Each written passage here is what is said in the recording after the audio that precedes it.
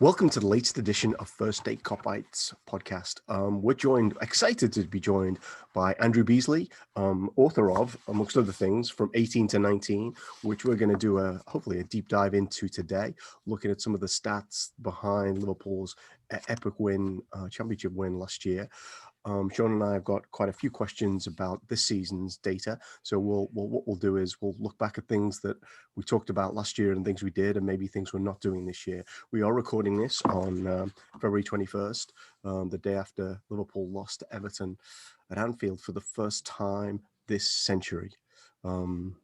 22 years. My sister's Evertonian, I should say, and she texted me. She never texts me about football, never. And so my reply to her was, well, the world must be ending now. So anyway, one other quick thing, nice plug. I can see you're wearing your t-shirt, short. Yep. Nice plug to Daz for these really cool shirts that he sent us. I've got one on the wall here. We could get you one of those, I'm sure, actually, Andrew, if you're interested. Yeah, sounds good.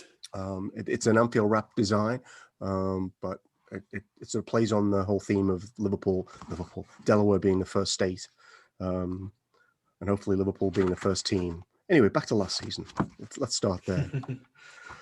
And Sean, feel free to chime in, but I'm going to start on September 28th, 2019. And that was when Liverpool won away at Sheffield United. Few things to call out in that game. Liverpool not creating a lot of clear-cut chances, but the ones that were being created, I think you describe, I'll just quote, Bobby continued his fine run of laying on high-quality chances, with this one taking his total in the league to 6 for the season. This was the 7th game, I think. And only Kevin De Bruyne has created more, and Firmino is already only 2 short of his 2018-19 league total. So it's clear that we were winning matches that on paper were statistically pretty close, but it's also clear that certain players look like they were playing a lot better than they appear to be now. What is your take? Let's start with Bobby Firmino. What's your take on kind of where he is right now? I think the bigger problem for Firmino is probably with his finishing, just not putting chances away more often than not. Saw yesterday he had a couple of shots, not great chances, but a couple of chances that he didn't put away. I mean, in terms of like clear-cut chances, creating them, let me just have a look. He's on 9 for the season, and the most is Robertson, Salah and Trent on 10. So he's sort of doing about as well as anybody on that front. I think it's quite interesting you pick out the Sheffield United game in a way, because that was a game where Liverpool did have some clear-cut chances, but they won thanks to a mistake by the Sheffield United goalkeeper. I'm sure people remember, but it was a long-range shot from Wijnaldum, which Dean Henderson spilled into the net. And that is the sort. It wasn't like they relied on that sort of thing a lot last season, but there's an example of where it happened. Whereas this season, they seem to be wasting a lot of clear-cut chances, particularly in the last couple of months when they come along, but they're not very often scoring the sort of low probability chances either.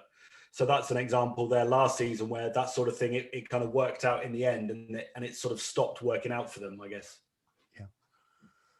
So if I think about, so one of the things I should have started off with actually is, I said this before we started recording, but when you were with us, I think it was July 18th last year in what we're now calling season 1, it was episode 20. If you're looking at this and you haven't seen it, definitely worth a look. You said that the teams don't do, no one has done what Liverpool have done over the last 2 seasons, 3 seasons, and you kind of cited Manchester City as an example of like the 3rd season drop-off. It feels like that, that's one place to start, but there's probably lots of places you could go where sort of the fine margins aren't existing in the same way this season. Yeah, absolutely. I mean, I've not sort of studied these previous 3 season periods in any sort of depth, but yeah, the history shows that teams traditionally fall off a bit in the 3rd season. And they probably don't have, or probably didn't have, the injury issues to the extent that Liverpool have, because it's hard to remember any team having the injury issues which Liverpool have had this season. So you've got the fact that it's hard to maintain the level of form anyway. Then you've got the injuries. Then you've got the most VAR overturns for any team in last season or this season has gone against Liverpool. Then you've got the lack of set-piece goals because they're pretty much all scored say with Van Dijk on the pitch. He was on the pitch continually last season, but basically since he got injured and then when Matip got injured, we've barely scored a set-piece goal because we've got no tall guys in the penalty area. Funnily enough, we mentioned Firmino. I think his goal against Tottenham is probably the only one we've scored without Matip and Van Dijk on the pitch, if I remember rightly. So, it wasn't necessarily inevitable that they were going to, do a lot worse this season, but history suggests it was likely. And then you've got all these other issues to sort of factor in as well, which are just beyond what sort of seems like reasonable luck. It's not just bad luck on one front, it's bad luck on sort of 3 or 4, I guess. Yeah. I think it speaks to, so I'm going to go to the game against City, which at Anfield last year, which from my memory, we were absolutely dominant. Statistically, not doesn't quite bear out. But what you say is, both teams had 2 clear-cut chances, with all 4 being headers. Where Liverpool converted theirs, the visitors put theirs off target, which is largely why the Reds won by 2 goals. I suppose that's a pretty sort of neat summary of things. I think that another thing from that game as well, of course, is that Fabinho scored a goal from outside the area to open the scoring. And I can't remember the figures offhand, but Liverpool have barely scored a goal from outside the box this season either. Oxlade-Chamberlain was the top scorer of them for us last year, and he's sort of barely played, and he hasn't sort of been great when he has all these little sort of 20 minutes here and there. Fabinho scored a couple. He's obviously been playing further back more often than not. And lots of, you'll see on Twitter during a game, people will say, oh, Liverpool never shoot from outside the box. And when you look at the stats, I'm pretty sure only Man City had taken more shots from outside the box last time I checked. Now, I'm not saying they've been taking good shots from outside the box, but I think people confuse that with them not taking any at all. But like I say, I think, Oxlade-Chamberlain particularly, but Fabinho got a couple. That's just another sort of area that's dropped off. So that Man City game last year, obviously Fabinho scores with a header. Salah then scores with a header a few minutes later. Mane in the second half makes it 3-0. And obviously City come back a bit, but Liverpool hang on. And something else I wrote about earlier this week for the Echo, again, that's another good example, I suppose, with that game, is that Liverpool went 2-0 up. And they went 2-0 up, I think, in 6 of their first 7 games last season. And they've only done it 6 times in total this season, in the league at least. Obviously, we saw an example in Europe last week against Leipzig, 2-0 up and saw the game out. So they were very good last season at scoring, to get in front and then increasing the lead. And obviously, with the defence they had last year, as soon as they were 2 goals up, I mean, they'd have won a lot of games going 1 goal up, but 2 goals up, they didn't concede more than once very often at all. Whereas now, I'd still be reasonably confident they'd hang on if they were 2-0 up, but it's just not happening. It's just not happening often enough. They're not conceding more than 1 in most of their games, but they're just not scoring 2 often enough, and they just can't be certain of a clean sheet at the moment, which is understandable with all the chopping and changing at the back. But it's just, it's costing them in a big way. If you had to pick out one of the things that you'd go back to, I know it's a combination of factors, but what's the one biggest trigger do you think that sort of causing the inability to get the second goal? Sometimes they're not even getting the first goal, and then the inability to keep clean sheets. Well, I mean, I think the clean sheets is just, it's 18 central defensive partnerships now, and I think how many games have they played this season? 36 or something like that in all competitions. It's like every 2 games. The longest run by a pair of centre-backs is 2.5 games. Interestingly, there's been 2 examples of 2 centre-backs starting 3 games in a row. And in both instances, one of them's had to go off after half an hour. We had Fabinho go off against Midtjylland at Anfield, and then we had Henderson yesterday in his 3rd successive game with Quebec. So clearly that's not helping. And I think the goals thing is probably harder because they are creating clear-cut chances. I working on an article today for Tompkins Times, looking at the last 10 games, which is from Newcastle onwards for Liverpool. But in that period, only 3 teams in the Premier League have had more clear-cut chances, but only 3 teams have scored fewer goals. They are having decent chances quite a lot of the time, but they're not converting them, and they're just too susceptible to conceding. Like yesterday, and in other games at Anfield, as soon as they go a goal behind, the other team, who are probably playing defensively anyway, are happy to play even more defensively because they're a goal in front. And I think at Leicester, Liverpool played reasonably well for the first hour or so, but they were only 1 goal up, and then they've just got that risk of conceding a goal. I think they were unlucky with the VAR offside, but those things are just sort of going against them. So I think the lack of solidity at the back is probably the greater of the 2 issues, because they are at least having some decent chances up front. They're just not taking them. Whereas I think they look like they're going to concede at least once every match. And I think that's, probably affecting the confidence up front as well. It's certainly affecting the midfield they can put out and all these sorts of things. It's just, bit of a mess of a combination of all these issues, really. So we'll definitely touch on officiating and VAR, because I've passed over comments already in those sections you've written about Anthony Taylor and John Moss. But the next one is kind of interesting to me, particularly because it was the last game I was at Anfield, was for the at the time desperately dull 1-0 win over Watford, where Watford had some great chances, and you talk about this, about their issue was why they got relegated basically was they were good at creating chances, they just couldn't put them away. I guess that is until they played us later in the season, but that's we'll get to that. We'll brush over that. Yeah. Well, that was actually one of the things I'd called out. It's because it is interesting, because statistically, again, that game was not a 3-0. It just so happened that Watford did the absolute opposite of what they did at Anfield, which was spurn every good chance that they had. You said.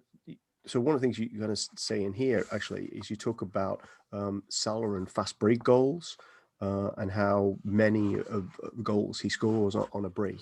The thing, reading that now and looking at the way everyone apart from RB Leipzig seems to want to set up against us, is we're not getting any fast break goals anymore.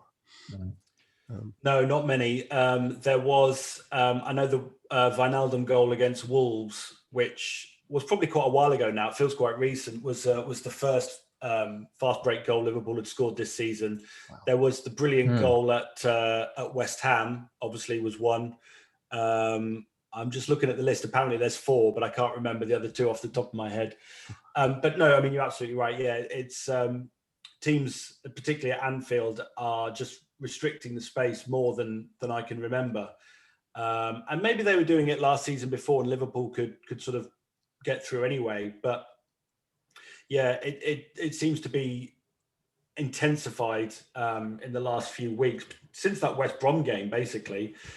But of course, again, in games like that, you tend to get quite a lot of set pieces, and I don't think they were playing as deeply as some of these teams. But a good example last season was the Brighton game: goal from a free kick, goal from a corner, and they get one back, but Liverpool win 2-1. The Man United game at Anfield, the first goal was from a corner. I'm sure there will be others. I'm just going off the top of my head, I think they scored 20 goals from set pieces last season, if I remember rightly. And that's just basically been wiped out. They've got 6 this season. And I think 2 of those were on the first day. Van Dijk scored one against Leeds, and Salah scored one that day and stuff. So it's just another avenue that's dried up entirely. But it's such a useful weapon when you're playing against teams who defend deep, because it's an opportunity to kind of negate that from a corner or a free kick. But they don't even seem to be barely creating chances, much less scoring goals from set pieces at the minute. Yeah. One other thing I do want to touch on, so please remind me of this, is just about the positioning of the fullbacks, because there's a bit of chatter on one of our yesterday about. I wanted to ask about that, if he had any insight on that in terms of how we're setting up. I just brought it up today, and it's something I thought about before, and I feel like I've seen others say it. It doesn't seem like against these low block teams we're pushing the fullbacks as far forward as we were last year.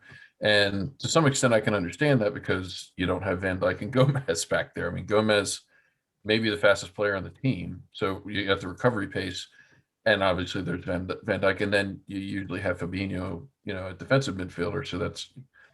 So is that what's happening? Are we not pushing them as far forward in order to prevent against the counterattack? Is it just something that we're too reluctant to put the pedal to the metal against these teams and try to really press forward with the fullbacks high? Because the reason I brought it up today is because somebody said, well, not enough of the midfielders are getting into the box.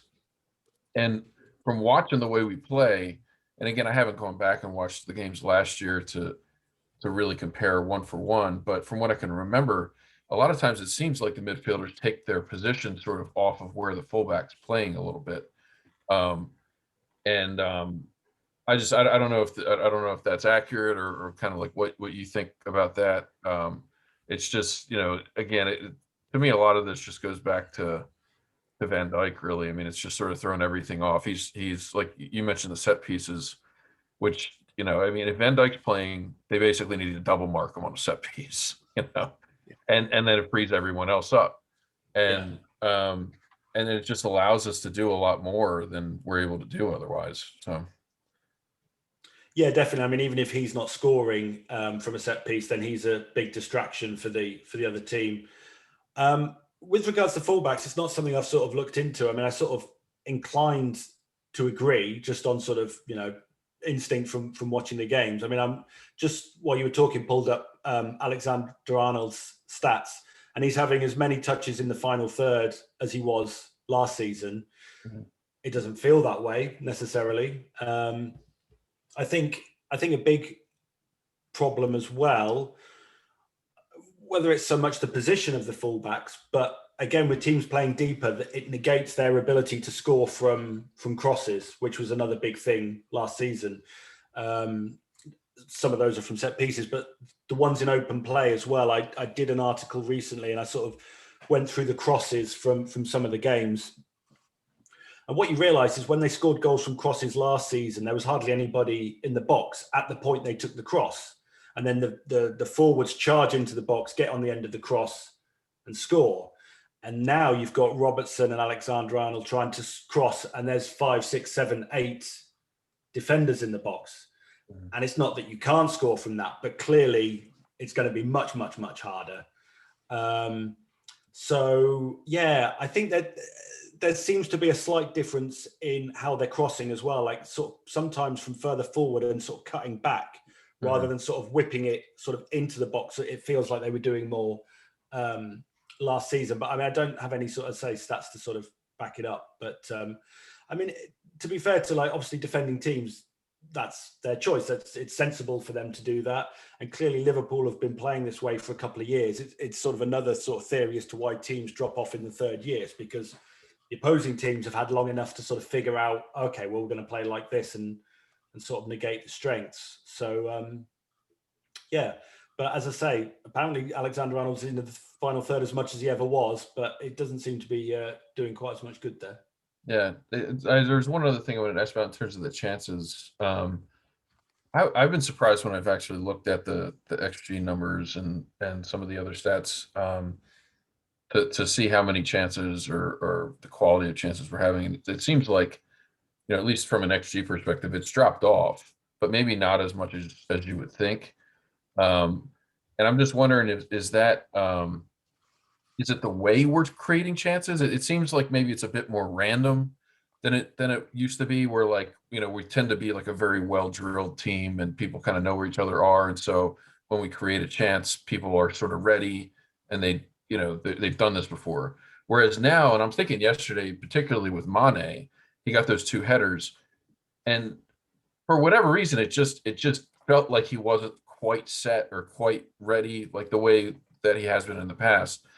And I wonder if that's more just because we're just not drilling. We don't have the time to sort of practice and drill the way we have in the past, particularly with so many players coming in and out.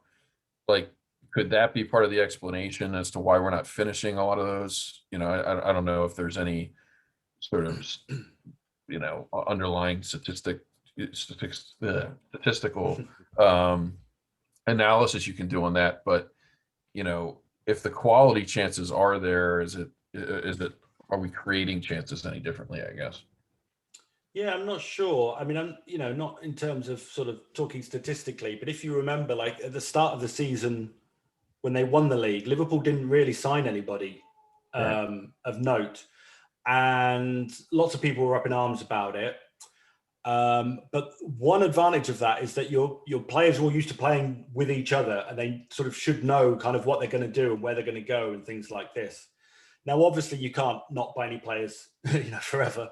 But I think, there is a sort of an element of that, just that uncertainty is there now. Jones is playing this season when he wasn't there last season. And I think generally he's done pretty well, but he's a new cog in the midfield and he plays in a slightly different way. You've obviously not got Henderson or Fabinho in the midfield most of the time. You've not got Van Dijk spraying passes from the back. Henderson has been doing that a bit, to be fair to him. But again, it's going to be different to Van Dijk doing it.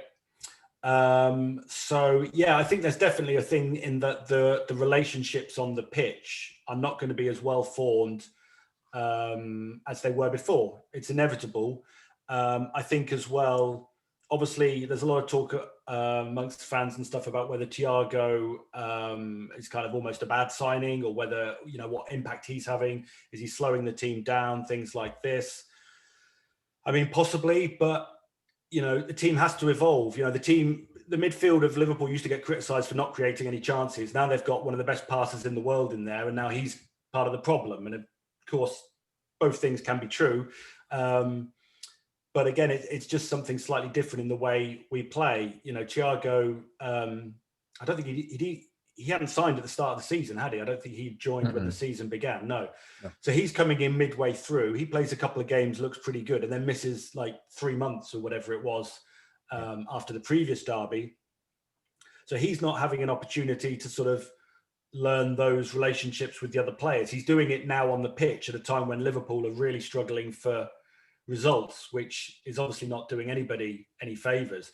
I think the Henderson disallowed goal from the previous derby, I did write a very small piece at the time, but it was a good example, I think, of what they're trying to do, like Thiago feeding in the balls into the box. In that game, he did one for Mane. Obviously, it was slightly offside, if you believe VAR. I'm sure Liverpool fans disagree, but point is it was given offside. But he threaded a ball through the Everton defence to Mane, who then did the cut back to Henderson to score. And I think that's possibly what they were going to try and do, is because, we've been attacking through the fullbacks for 2 years. We need a guy who can go through the defence sort of centrally a bit more, for the wide forwards to kind of pick up on. Because at that time, he was passing to Mane and Salah far more than anybody else, albeit he'd only played 2 games. But in those 2 games, he was way ahead of everybody else. So it got me thinking, was that goal, or that disallowed goal, what they're basically looking to do? And perhaps it is, perhaps it isn't, perhaps it's coincidence, but it's something they were probably looking to make a shift, and they just haven't had the opportunity to do it properly, with no preseason, him coming in late, him getting injured for sort of 3 months. I mean, I suppose if you want to try and be optimistic, I guess we have to hope that they're making the relationships now that will pay off next season, using this almost as something of a pre-season. But of course, the team has to win games now. It doesn't sort of work like that. But hopefully those relationships are starting to sort of build as the season goes on. But even then, if they are being built, it's in a sort of slightly makeshift midfield and everything that goes with that. So, it is hard to say. But, they will have lost these sort of key relationships that were so important in the last couple of seasons, have just sort of disappeared, basically. Yeah, Paul, I want to let you get back to, but on the Thiago comment, there was I hadn't seen this until, I guess it was two or 3 days ago. Klopp made an interesting comment about Thiago and the Thiago situation. I guess it was a couple of weeks ago, and he talked about how, they wanted to bring in Thiago. He played the six for Bayern, but not really a six. He kind of played alongside another six, basically. And you got to go back and sort of see the clip. But he talks about, he came in, he had to sit out because of COVID. Then he plays a couple games. He nearly breaks his leg. He's out for 2 to 3 months. Comes back, and they have to throw him right in. He's playing every game. Playing every 2-3 days, and he's basically having to change the way he's played for 10 years to adjust to our team. And there's no time to train to do that. So, it's just another thing that most people on Twitter don't take into account, I guess. No, it's a good point though. I remember it crossed my mind. If you remember back pre-season, which feels like about 500 years ago, Liverpool did play with a 4-2-3-1 formation fairly often, which is not something they had traditionally done in the actual competitive games. Certainly not in 1920. They did a bit in 2018-19, but it wasn't something they generally used. And so it got me thinking, well, that's what Thiago played at Bayern, generally 4-2-3-1. Were Liverpool looking to do something similar here? It hasn't happened. Whether, again, that was the intention and they've had to sort of throw it out with everything else that's going on, I don't know. But I suspect he would have been able to settle better had we done that.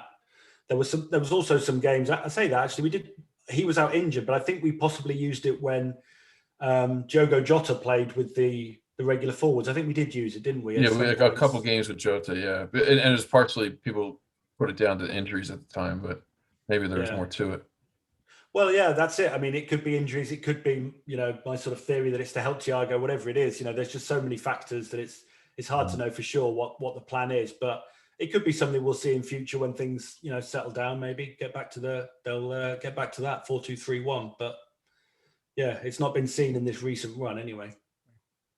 And I think one of the things is there's been no time, right, to make any adjustments with the run of games. I think that's been huge. Did want to pick up one thing, and before getting back to a couple of other things that you'd written about in the book, but there is a feeling, and I'm going to talk about the Watford away last season game, but visually it does not look. The tempo looks a little off at times. That they aren't, apart from the fast breaks, they don't tend to move the ball quite as quickly to the naked eye. I don't know if there's anything in the numbers that sort of bear that out. Yeah, it's not something that's kind of available in the sort of publicly available statistics. The club will have all this sort of information and, speed of movement and things like that, but it's not something sort of, amateur guys like myself can sort of pull out. I think, it seems that way. And I guess that's sort of, again, it ties into the Thiago thing, that Liverpool aren't quite as direct as they were. People would call them a long ball team as a bit of an insult, but they sort of were a long ball team, but they just played it very, very well. Long balls looking for speedy guys on the wing, not long balls to a big sort of beanpole centre forward sort of long ball play like used to get in the 80s and stuff like that. I mean, it does feel like they're not sort of as swift and direct as they were, but it's probably quite a tricky thing to measure, I suppose. I picked on the Watford away game, the one where the first game we lost last season, because I kind of wonder whether there was a bit of a foreshadowing of some of what we've seen. We already touched on the crossing, but here's what you say. Liverpool wasted 25 of the 26 crosses they attempted. Trent Alexander-Arnold, the player who's completed the most crosses in the Premier League this season, didn't succeed with any of his 10 attempts, while Andy Robertson drew a blank from 8. So that looks like the sort of I don't know, if you were an opposition, how Watford was setting up to make your crosses not very effective. Something seemed to have worked for them on that day. Yeah, I mean, it could be what I was saying about with the recent matches. Obviously, we'd have to go back and have a look. But I mean, it's not sort of rocket science, I guess. But if you pack your own penalty area, it does make crossing, very, very difficult.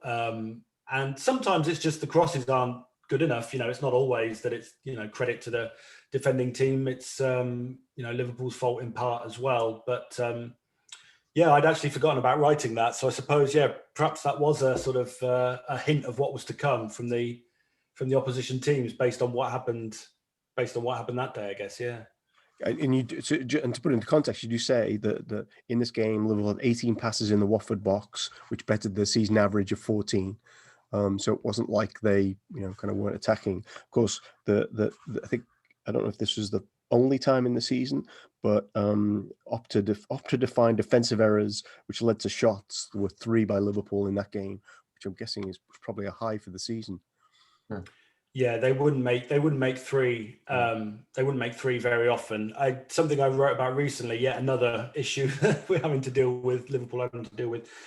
They didn't make many errors, which led to goals last season. There was one in that Watford game because I think it was the 3rd goal. Trent did a bad back pass into the area, which they took the ball and scored from.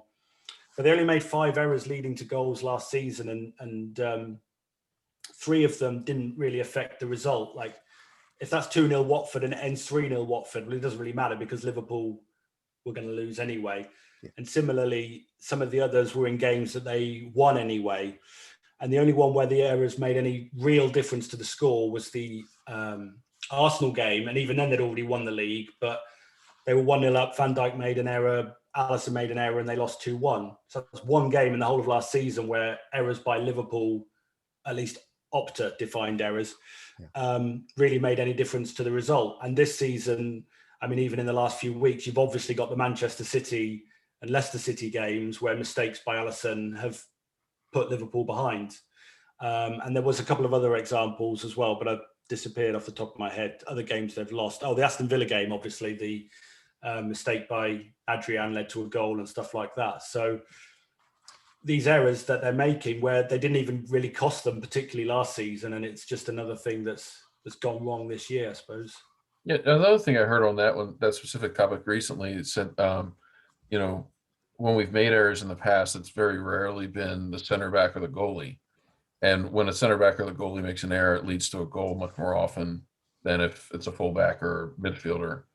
Mm-hmm. I don't know if you've seen that specifically, Andrew, or not, but I could probably look that up. Just hang on a second. I mean, I do know that I don't know if you're familiar with Dan Kennett from Anfield Index, but he's shared some statistics with me when I was working on the errors thing, and he had noticed that obviously the amount of errors that lead to a goal is sort of obvious, but it's like, the further back in the team the error occurs, the more likely that it will end in a goal, which obviously makes sense. Just looking at last season, where are we? I do have a list of them here. Somewhere. Where are we? Yeah, so obviously some of them are errors by Milner or Henderson or Mane even. Mane can give away the ball, and if it leads to a shot, it still goes down as an error, certainly in sort of these terms. But obviously now it's Alisson making these mistakes, or even Van Dijk made one in the Leeds game that led to a goal. Obviously Liverpool won, so it sort of doesn't matter quite so much. But as soon as the mistakes are happening at the back, then far more chance of being a goal. And of course, mistakes are far more likely when you're on your 18th centre back partnership of the season. Right, with a 20-year-old playing with a converted midfielder. Mm. Yeah, exactly. It's a wonder there are more mistakes, to be honest. When you look at it that way, yeah. I did hear someone, I can't remember who it was, on the radio commentary yesterday, saying that the what's happening now is something you might have expected when Gomez and Van Dijk were unavailable for the first time, but people kind of played beyond themselves, and that's not sustainable. People will revert to mean. If you're not really a central defender, ultimately it's going to kind of catch you out. Yeah, there is something in that, obviously. I mean, I think the interesting thing is that Liverpool's best partnership this season has been Matip and Fabinho, who played 7 matches and only conceded 2 goals in those games. So as much as it is obviously a loss, Van Dijk and Gomez being out, I think had Matip and Fabinho been able to play the majority of the games, we might have got away with it. But obviously Matip has had fairly consistent injury issues, certainly this season, and he was out for quite a lot of last season. The year before, people forget he played quite a lot, but he has had a lot of issues recently. And obviously Fabinho has also had a few injuries in his time at Liverpool. So I think, possibly could have got away with not having Van Dijk and Gomez if they'd have been able to stay fit and play the majority of the games. But yeah, since they've gone, then it's really just who's available and who can play. And right.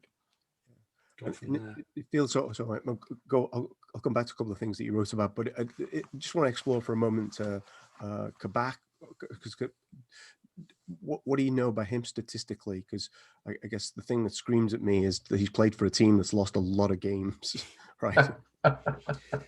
Yeah, I mean, obviously that doesn't sort of help. I think it's very hard to know, and I'll tell you why. Because, for instance, based on the stats, he's quite good in the air, quite good at winning aerial duels. But somebody like Socrates, who was at Arsenal, he was very good in Germany, and then he was rubbish in England. Yeah. Presumably because it's more direct kind of football, not from every team, but clearly there are some teams who sort of play that way.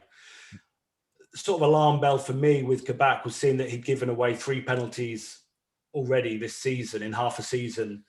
Now, obviously, he's playing for a very, very sort of bad team, so they're going to be under the cosh quite a lot. But if you're making mistakes like that in the penalty box on a regular basis, then it's sort of cause for concern. I mean, I do wonder if Davies would have played instead had he not been injured. Comes to Liverpool, immediately gets injured, obviously, because he's just the more experienced player and he's played his career in England, albeit not the Premier League, but he is more accustomed to the style of football that you'll get over here. But obviously he was injured, so Kabak came in. So I think the thing with Kabak is he's got a lot of potential. As you say, he's only 20, but Liverpool needed him to hit the ground running, and that was always going to be a bit of a long shot. It was a long shot they had to take, undoubtedly. You know, it was the right decision to get somebody in, and you are limited in who you can get. But they needed him to really get going immediately, and obviously there's been a few sort of issues. I don't think it's been horrendous throughout, but there have been a few issues. But you'd expect that from a young player coming to play in England for the first time. You know, it'd be a bit of a miracle if he had been amazing from the start. And there's, as we keep saying, no time for training really, or bedding in even on the training ground. It's just go and play the match and sort of see how you get on almost. I thought it was very kind of people to vote him man of the match against RB Leipzig. But I felt it was slightly generous, but my hope was that he would see that and somehow feel like uplifted. Well, yeah, it's better than sending him or anyone else abuse on social media, I guess. But I'm not sure he was quite man of the match. But anything that'll help his confidence is all right by me, I think. So I'm going to switch gears a little bit. There's tons that I think probably run out of time before we get to some of these things. But one thing I did not realize was you're right about the West Ham away game where Salah scores a penalty. So I do want to touch on officials. Don't forget that. But he is on a run of 30 Premier League wins, which I guess he extended at some point because he was out for the Man United draw at Old Trafford, which is the most by any player since the Premier League became the Premier League. That's a pretty phenomenal statistic. As usual with statistics around Salah, usually seem to get kind of not much attention, but that's amazing, isn't it? Yeah, I mean, I would imagine it's probably a record that may stand for a very long time, because obviously he was playing for Liverpool at a time when they won 26 of their first 27 games, and as you say, he missed the one draw they had. If I just scroll through, so yeah, he played West Ham, he played Southampton, they won, he played Norwich, West Ham again, then he played that Watford game we've been talking about. So whatever I wrote for that West Ham away game, he added three more wins on. And then that particular sort of personal run came to an end. And obviously now he's playing every week and we're losing every week. So he's gone from one extreme to the other. But yeah, I think I would imagine 33 wins or whatever it was in a row is probably not going to be bettered anytime soon. No, that's just unbelievable. We seem to be in the habit right now of sort of making all those records seem like a long way in the distance, right? Um, let's talk about officiating. Yeah, I mean, you mentioned several times about things that we had going against us last season, but we were chatting about this on our chat group about what a relief it was to have a referee give fouls for things that looked like fouls on the Leipzig game. Yeah. Yeah. And you know, I think again, he had some of this stuff yesterday. It's like I mean, we could debate the penalty, but that they got. But I'd be interested in why weren't the things that where our players went down in the box penalties then? Is apart from the emotion that we all obviously all have around this, what is it looking like now statistically? Because I know Paul Tompkins has done quite a bit of deep dive on kind of certain referees and their inability to give Liverpool a penalty. I don't think it's even necessarily Liverpool and penalties. I mean, Paul has done lots of research on this sort of thing, far more than I have. Mm-hmm. But his findings generally are that teams with predominantly English players get more penalties than teams with foreign players, particularly in forward positions. And that's even been the case for Liverpool specifically. You know, they got more penalties. Most they ever got was 2013-14, and 2/3 of their front three were Raheem Sterling and Daniel Sturridge. And you know, people think, oh yeah, surely, you know, Suarez won a few penalties, and I'm sure he probably did. He was pretty good at winning handball penalties, I seem to recall. I was going to say he would flick it right at someone's hand. Yeah, stuff like that. But yeah, it applies to Liverpool, and it generally applies across the board that, you know, when teams have more English players, they win more penalties. Now, obviously, you've got to be careful with this sort of thing, because you don't want to say that, like, you know, all the referees, they were racist or whatever like that. And, you know, I'm sure that's not the case really, but whether, you know, a subconscious bias or whatever it is, the data suggests that, yeah, English players get far more than their fair share of penalties. And obviously with Liverpool having Mane, Firmino and Salah, if that data is sort of continued, then they're not going to get many penalties. I mean, I did an article for Tompkins Times looking at all the penalty claims from last season, because it seemed a good idea to do it when we'd won the league, because you can't have sour grapes when you've won the league, sort of thing, if it hasn't sort of hurt you that badly. But I think there were a lot that are sort of borderline soft decisions. I think the interesting thing for me with the penalty claims was from the set pieces. Again, people, Van Dijk particularly, sort of as we mentioned earlier, sort of being held around the neck from when a corner comes in and stuff like that. I mean, that's a penalty, you know, but Liverpool just weren't and aren't really getting them. Excuse me. So, yesterday's penalty was very strange. But yeah, I don't know. Well, could sit here and rant about referees all day. I really try not to. Like, you hear people talk about, oh, it's conspiracies and corruption and stuff like that. I sort of try not to believe that kind of thing, just for my own sanity as much as anything. But I just think it's an incredibly difficult job being a referee. The game is faster than ever. It's more analysed than ever. And all of these things are combining. There's more rule changes than ever. So, and I'm sure they do have their own natural biases, because we all do. Everybody does, you know, that you can't sort of get away from that. But I do think it's sort of incompetence / the difficulty of the job, rather than the sort of anti-Liverpool conspiracy or whatever, you know, some people might think. Yeah. So I think we've developed a view, or at least I think we've developed a view, because it's mine, that you've got kind of Michael Oliver, who it's like, you know, makes mistakes, but I think he's genuinely as good as anybody. At the opposite end of the spectrum, you've got Martin Atkinson, who I think Paul calls out the statistically. It's just easy for us to say. Statistically wild how few penalties he's ever given for Liverpool. It just doesn't make sense. And everyone else just feels like they have the potential to make really bad calls. Like however many of them are there. And I don't know if that's a fair analysis, but it's certainly where I kind of am. No, I mean, I think most people would agree with you. Certainly Liverpool fans would think it feels that way. I don't think the referees do themselves, and not the referees themselves, the PGMOL do themselves any favours that pretty much all of the referees are from Manchester.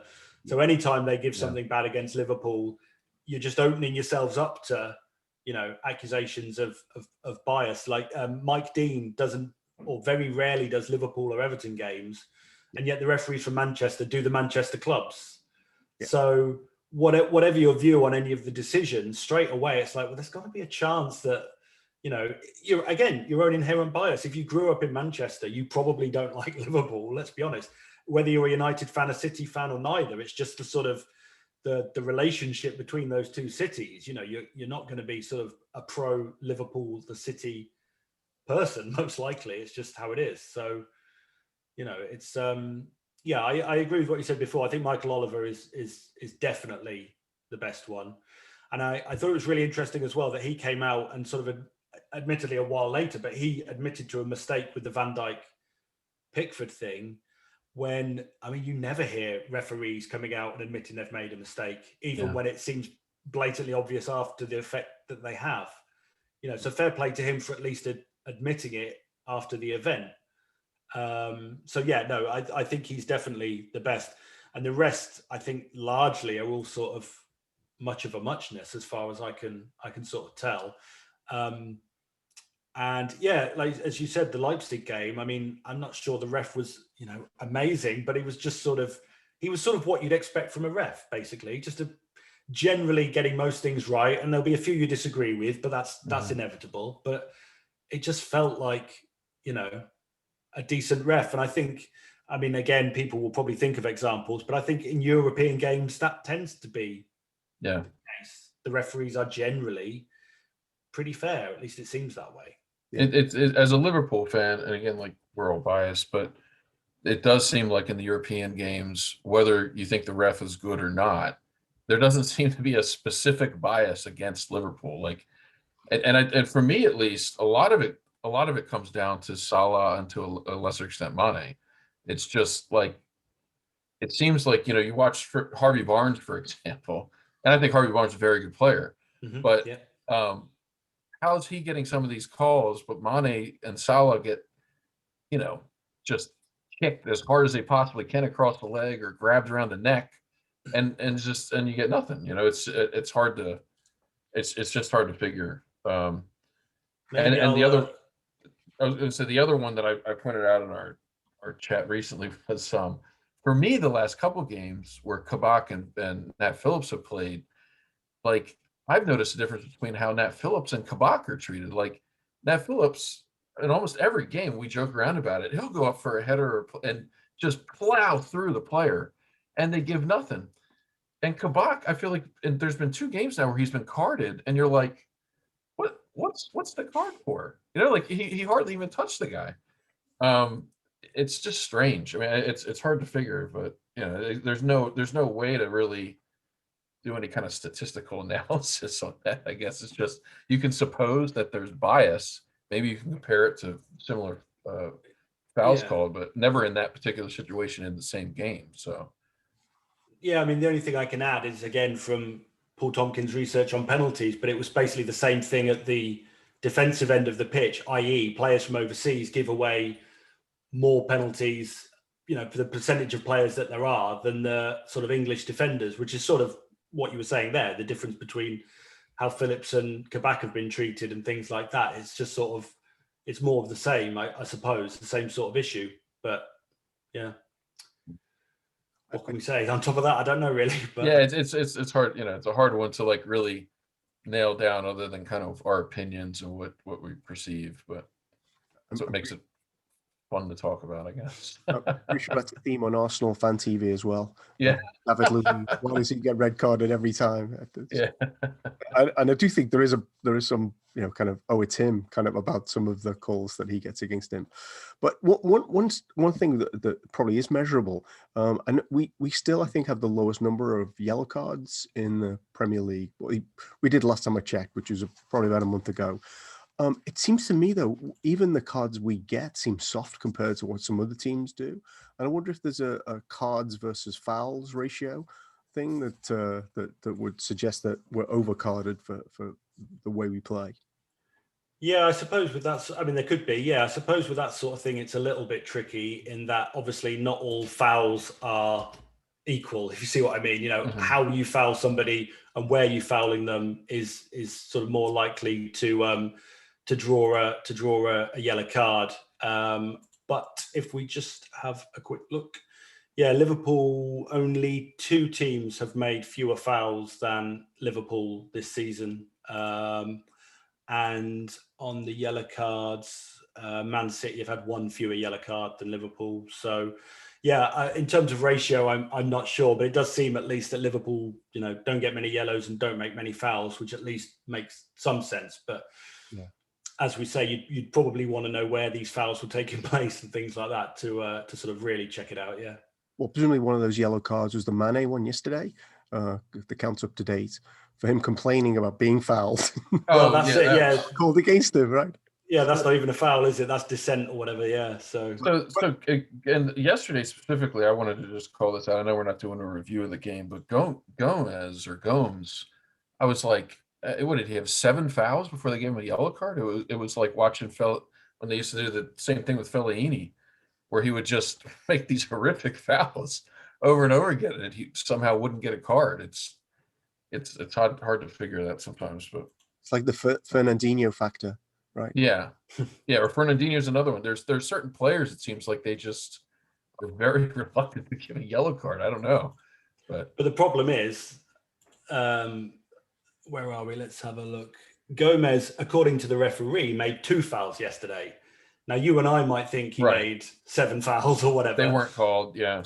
Yeah, but as soon as they're not called, you're not going to get booked. Obviously, you're not going to get booked for them. So, officially, in the view of the ref, he made 2 fouls, which is the same as Mane, for instance, Robertson, Alexander-Arnold, 2 fouls. In fact, nobody made more than 2 fouls on either team. But, it's that thing, you think he's going to get booked for all the fouls, but of course the ref's not giving a foul, so he's not going to book him. Jurgen Klopp didn't agree with the referee either, because if you remember, he was on the sideline doing this. Presumably counting Gomez's fouls. Yeah. So, again, it's sort of, it is what it is, I suppose. The problem is when you're a football fan, you always think the ref's against you, whatever the truth of it is, I think. That's the hard part. Yeah. The bias, you know that you have bias, you're biased one way to begin with. I just realized this won't work very well on audio, but anyway. Counting fingers. Fingers. Counting his fingers. That's So let's round it out. Hey, if you haven't got a copy, we highly recommend From 18 to 19. It's got a lot of there's one too. We will have a raffle coming up for a copy that Andrew is sending us. So please reach out and find out more details on that. Last thing, looking ahead. What do you I think you called the season quite accurately last time you were on. So if you look ahead to what's left of this season, and what have we got now? 13 league games, and hopefully at least a few more Champions League games. And then we look ahead to next season. What do you see? What do you think is likely to happen here on in? In the league, I've lost all confidence that they'll finish in the top 4. I think they just look kind of mentally shattered, understandably. I think we all are. And teams are playing in a way that's going to make it very difficult for Liverpool to pick up results. But strangely, I think they will have a chance of doing reasonably well in the Champions League. There's only ever been one instance of a team coming back from a 2-0 home defeat to go through, which was Man United against PSG a couple of years ago. So we can be reasonably confident that they'll make it to the quarterfinals. And then it's who you get. I mean, Porto beat Juventus, Sevilla and Dortmund, either of those teams wouldn't be too daunting. And then maybe you're in the semi-finals. I think teams aren't going to play quite as defensively in Europe as the Premier League teams are, which can only help Liverpool.